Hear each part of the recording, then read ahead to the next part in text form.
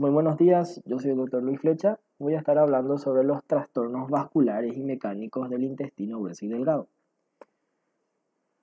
Dentro del espectro de estos trastornos vamos a hablar en primer lugar sobre la enfermedad isquémica intestinal, ¿sí?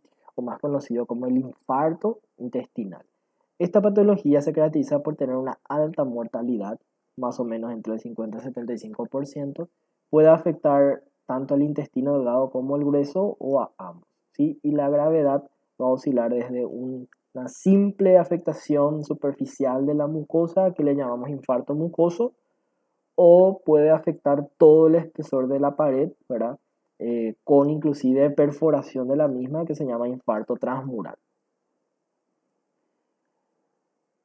Vamos a ver que esta enfermedad isquémica intestinal puede estar predispuesta a ciertas condiciones, ¿sí? O los pacientes pueden estar predispuestos a sufrir esta isquemia debido a trombosis arteriales, y esto podemos ver en pacientes con arteriosclerosis o pacientes que padecen de vasculitis, otros trastornos como aneurismas, ¿sí? O de repente alguna cirugía de reconstrucción de la aorta, ¿sí? Y inclusive también podemos ver en pacientes consumidores de anticonceptivos orales que tienen una mayor probabilidad de sufrir trombosis arteriales. También podemos ver pacientes con antecedentes de embolismo arterial, trombosis venosas, que se ven en pacientes que padecen de sepsis o postoperatorios, ¿sí? También tenemos la isquemia de tipo no oclusiva en pacientes con alguna cardiopatía o una insuficiencia cardíaca, entonces están más propensos a sufrir alguna isquemia intestinal. Y otras condiciones predisponentes como la radiación o algún trastorno mecánico como vólvulos, estenosis, hernias, que vamos a ver hacia el final del capítulo, y también la amiloidosis puede predisponer hacia la isquemia.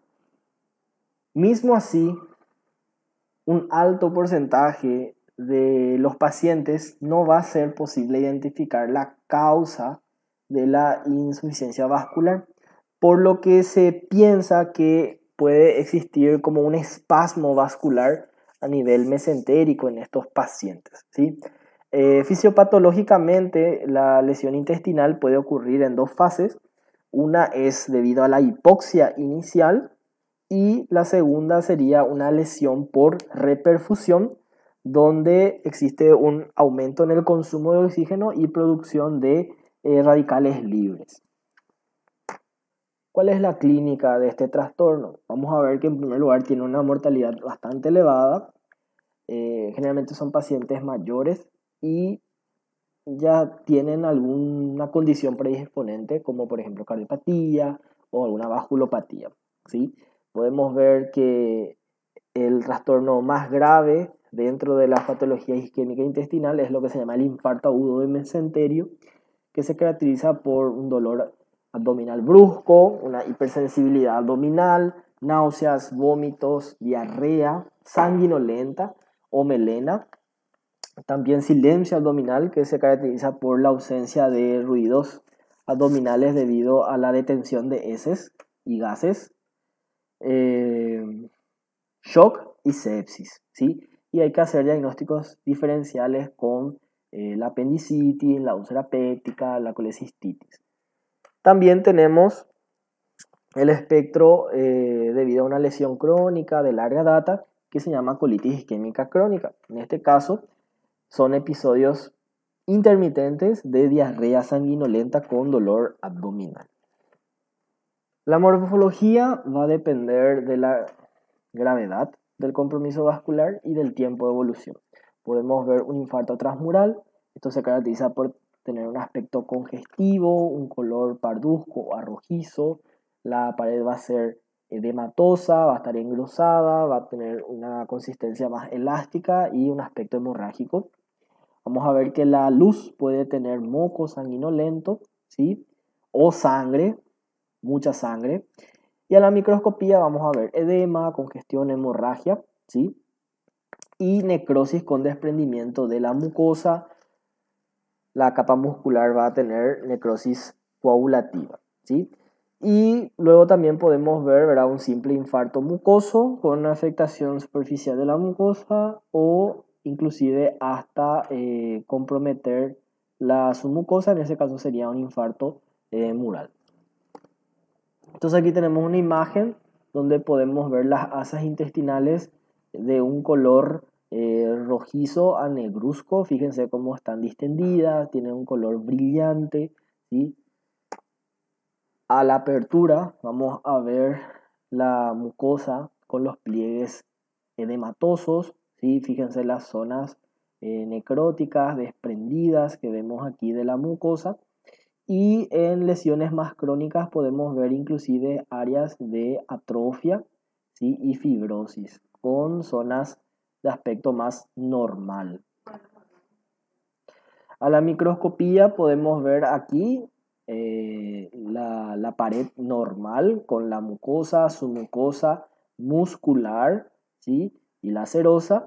Y aquí fíjense el desprendimiento que tenemos de la mucosa, comprometiendo también la submucosa. Probablemente esta imagen sea un infarto mural o un infarto mucoso. A este aumento difícil de diferenciar. Aquí podemos ver otra imagen, ¿sí? Fíjense, acá tenemos una parte de la mucosa conservada y aquí tenemos la afectación con la necrosis, desprendimiento y ulceración de la misma. Entonces esto sería un infarto mucoso. Y a la histología, fíjense, esta zona necrótica, vamos a ver un infiltrado inflamatorio bastante importante, ¿sí?, con alteración de la arquitectura de la mucosa. Otro trastorno vascular que podemos ver en el intestino delgado y grueso es lo que se llama la angiodisplasia. Es una lesión intestinal no neoplásica que se caracteriza por dilatación y malformación vascular. Lo típico es afectar pacientes más de 60 años y es frecuente su localización en el intestino grueso. La causa es una causa muy frecuente de hemorragia digestiva baja, ¿sí? Vamos a ver que en la microscopía se caracteriza por localizarse en la mucosa y en la submucosa y va a tener canales vasculares de luces bastante grandes, ¿sí?, entre las células epiteliales. Entonces aquí podemos ver, fíjense, la mucosa con las células epiteliales y entre ellos estos vasos sanguíneos de gran tamaño con localización y aspecto anormal, ¿verdad? Entonces esto es lo que se ve en una angiodisplasia y debido a su superficialidad, ¿verdad?, y su gran tamaño, estos tienden a romperse y producir una hemorragia, ¿verdad?, digestiva. Acá podemos ver lo mismo, el epitelio y estos vasos sanguíneos, ¿sí? Entonces esto se ve en una angiodisplasia. Otro trastorno vascular son las hemorroides. Las hemorroides se caracterizan por ser dilataciones varicosas, ¿sí?, con trayectos tortuosos de los plexos venosos localizados en la región anal y perianal. Afectan aproximadamente el 5% de la población general y vamos a ver que en la microscopía se pueden ver estas dilataciones vasculares localizadas tanto en la submucosa, a veces pueden protruir hacia la mucosa anal o rectal. Estas pueden sufrir trombosis, pueden sufrir una recanalización, pueden sufrir una erosión, ulceración, fistulización e infarto, inclusive por estrangulación. Entonces aquí podemos ver una imagen, esto sería la región anal y fíjense la protrucción en el canal anal de estas lesiones, ¿sí?, que corresponden a hemorroides, ¿sí? También podemos ver hemorroides hacia la parte interna, fíjense, esto es una visualización de la parte interna del canal anal, donde vemos esta protrucción, ¿sí?, que se debe a una dilatación de los plexos venosos de la región anal, ¿sí? Entonces estos son también hemorroides internas. A la microscopía óptica vamos a ver, ¿sí?, el epitelio, fíjense el epitelio intestinal que vemos a este nivel y el epitelio escamoso de la transición, ¿verdad? Entonces esta es la transición entre el canal anal y la piel de la región perianal. Y aquí podemos ver los vasos sanguíneos de gran tamaño, ¿sí?, de aspecto tortuoso, A veces estos pueden protruir hacia la luz, entonces esto es lo que se ve en una hemorroides. Aquí podemos ver, fíjense los vasos, ¿sí? Hemorroidales de gran tamaño. Otra enfermedad que vamos a hablar es la enfermedad diverticular. El divertículo consiste en una bolsa ciega dirigida hacia el exterior del intestino. Se va a caracterizar por estar tapizado por la mucosa y estos pueden ser únicos o múltiples. Cuando existen múltiples, estamos hablando de la enfermedad diverticular o diverticulosis, ¿sí? Esto puede ocurrir en todo el segmento del tubo digestivo, en el esófago, estómago, ¿sí? Pero es mucho más frecuente en el colon. ¿Okay? Estos pueden ser congénitos, pueden ser adquiridos. La diferencia es que los congénitos poseen las tres capas del intestino, ¿verdad? Mucosa, submucosa y muscular. En cambio, los adquiridos no, solamente están formados por mucosa. Bueno, ¿cómo se forman estos divertículos? Estos divertículos se forman debido a una debilidad de la pared y un aumento de la presión intraluminal, ¿sí? La anatomía del colon se caracteriza por tener una debilidad en la pared y debido a que los pacientes con divertículos generalmente tienen una dieta pobre en fibras, ellos sufren de un estreñimiento crónico, entonces necesitan realizar mayor esfuerzo para evacuar la materia fecal. Por lo tanto, existe un aumento de la presión intraluminal en esos pacientes. Entonces, tiene todos los factores necesarios para producir estas evaginaciones que son los divertículos. Vamos a ver que clínicamente la gran mayoría permanece de forma asintomática, ¿sí? Durante toda la vida y el hallazgo suele ser bastante accidental, ¿ok? Sin embargo, un 20% puede sufrir algunas sintomatología como cólicos intermitentes, molestias difusas, ¿sí? Un estreñimiento, una sensación de vaciamiento incompleto, ¿sí? O sea, unos síntomas bastante inespecíficos. Y también puede sufrir sintomatología debido a sus complicaciones. Las complicaciones, vamos a ver más adelante, pueden ser fibrosis con obstrucción, ¿sí? O puede ser una inflamación, puede ser una perforación, etc. Entonces aquí podemos ver el segmento intestinal, tenemos los apéndices epiploicos, fíjense, aquí se ve la capa muscular del intestino grueso y vemos estos saquitos que vemos aquí que corresponden a los divertículos, ¿sí? En este caso hay numerosos divertículos protruyendo hacia la pared externa. A la apertura, fíjense, esos sacos protruyen y se continúan con la luz intestinal.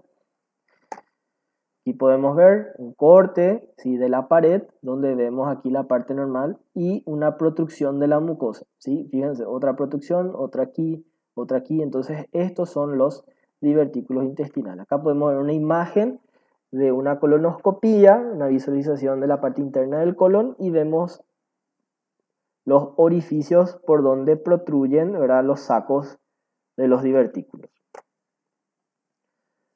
Aquí podemos ver otra vez, fíjense la pared intestinal abierta con la presencia de estos orificios que es por donde protruye los divertículos. Estos se pueden complicar con una inflamación crónica y fibrosis, ¿sí? Se pueden complicar con una inflamación importante y una perforación, ¿sí? O una ruptura con una hemorragia, ¿sí? Y aquí podemos ver el aspecto microscópico, ¿sí? Fíjense, un saco ciego compuesto por mucosa nada más, ¿sí? O muy poca, pero casi nada capa de muscular. Acá vemos otra vez la mucosa, fíjense cómo protruye, ¿sí? Y se continúa con la mucosa del colon. Generalmente existe una hipertrofia, hiperplasia del músculo adyacente. Acuérdense que estos pacientes sufren de estreñimiento y una presión intraluminal aumentada. Entonces, morfológicamente se ven bolsas pequeñas, esféricas, de tamaño variable. La localización puede ser en todo el colon, pero más frecuentemente en el sigmoides, ¿sí? Entonces vamos a ver estos sacos tapizados por mucosa con una capa de muscular propia muy delgada o ausente, ¿sí? Y se puede ver la hipertrofia de la muscular adyacente. Y esta se puede complicar, ¿verdad? Con inflamación. Inflamación puede ser aguda o crónica. Si es crónica puede haber fibrosis y conducir a una obstrucción. Luego tenemos la obstrucción intestinal. La obstrucción intestinal puede ocurrir en cualquier nivel del tubo digestivo, pero a nivel intestinal es mucho más frecuente el intestino delgado. Acuérdense por la anatomía, el intestino delgado es un órgano móvil, ¿sí? En cambio el intestino grueso está fijado a la pared, ¿verdad? A no ser el colon transverso y el sigmoide que tiene en el meso, pero el intestino delgado es más móvil. La clínica de la obstrucción intestinal es un dolor, generalmente es un dolor de tipo cólico que consiste en periodos de calma y dolor, ¿sí? Distensión abdominal, también puede haber vómitos, estreñimiento y detención de heces y gases. La obstrucción puede ser debido a hernias, ¿sí? Puede ser debido a adherencias, puede ser debido a una invaginación o una torsión o volvulación. Las hernias se producen por la evaginación o la extracción, podemos decirlo así, de un segmento intestinal en una zona de debilidad de la pared abdominal. Esto puede ser en la región inguinal, la región femoral, umbilical o pacientes que han sufrido cirugías pueden tener heridas quirúrgicas donde la pared abdominal va a ser más débil y en esos lugares pueden protruir ciertas asas intestinales, ¿ok? También las adherencias son zonas donde las asas intestinales pueden estar pegados, adosados entre sí y estos pueden estar, puede deberse a cicatrices, ¿sí? De una peritonitis o puede deberse a bandas fibrosas o puentes fibrosos que se llaman bridas, ¿ok? Las invaginaciones ocurren cuando un segmento intestinal se introduce dentro del mismo, ¿sí? Y la volvulación sería una torsión alrededor de su eje. Entonces aquí podemos ver, ¿verdad?, la salida de las asas intestinales por un orificio anatómico, ¿verdad?, que es la hernia. Acá vemos las asas intestinales pegadas una de otra, son las adherencias, ¿sí? Tenemos la torsión a nivel de su eje, que es la volvulación, y la intussusección o la invaginación, que es cuando el segmento se introduce dentro del mismo, ¿ok? Entonces aquí podemos ver, por ejemplo, ¿verdad?, el intestino, ¿verdad?, pegado, ¿verdad?, a lo que es el epiplom, ¿verdad? Entonces acá vemos algunas adherencias, acá vemos cómo también está adosado a la pared de otro intestino, ¿sí? Entonces acá vemos las otras adherencias y así, ¿ok? Acá vemos unos puentes fibrosos que conectan con la pared abdominal o otras asas intestinales, esto es lo que se ven, ¿verdad? Eso se llaman bridas o adherencias.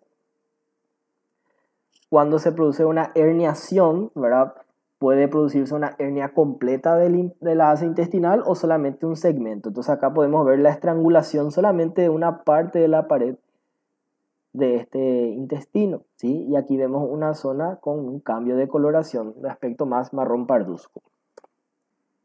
Y aquí por último tenemos una imagen donde podemos ver el segmento intestinal introduciéndose dentro del mismo segmento intestinal. Por lo general necesita una zona fija que actúa como cabeza de fijación, que puede ser un tumor o puede ser una adenopatía. Y eso es todo. Muchísimas gracias por su atención. Hasta luego.